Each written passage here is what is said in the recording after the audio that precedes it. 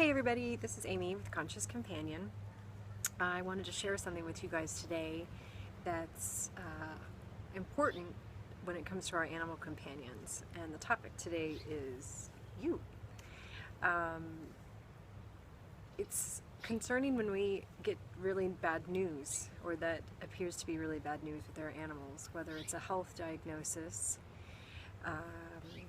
or a behavioral challenge that we're dealing with.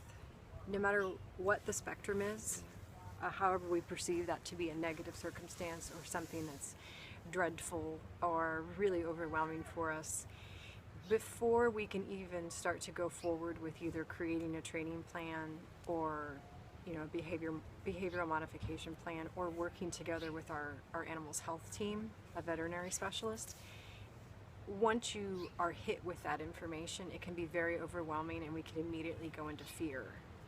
I'm going to pause this just for a second. But going into fear and allowing those negative emotions to take over is not helpful for our animal companions. Hocus Pocus can attest to that. It's not helpful for them.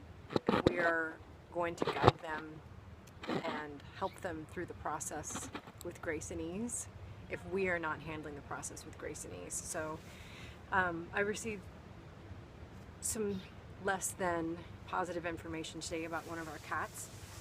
So I allowed myself to feel the emotions that came up, and then I meditated, sat down and actually talked with one of them about it, and then I remembered, oh wait, I have to take care of me.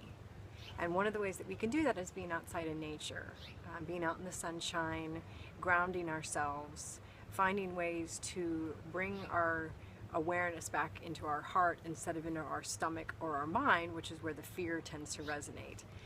So I think that's very important that we remember that as we go through any kind of a challenging process with our animal companions.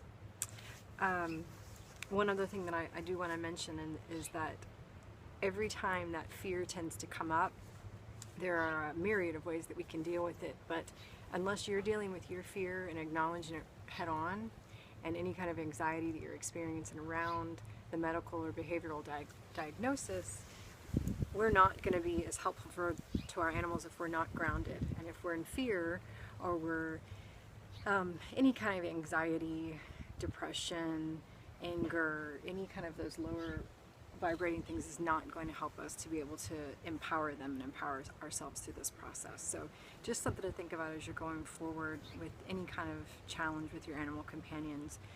You really do have to manage your energy and how you're perceiving the situation before you can even start to go forward with any kind of a plan. Hopefully that's helpful a little bit. I'll be sharing some more tips in the future, but for now, don't forget to take care of you.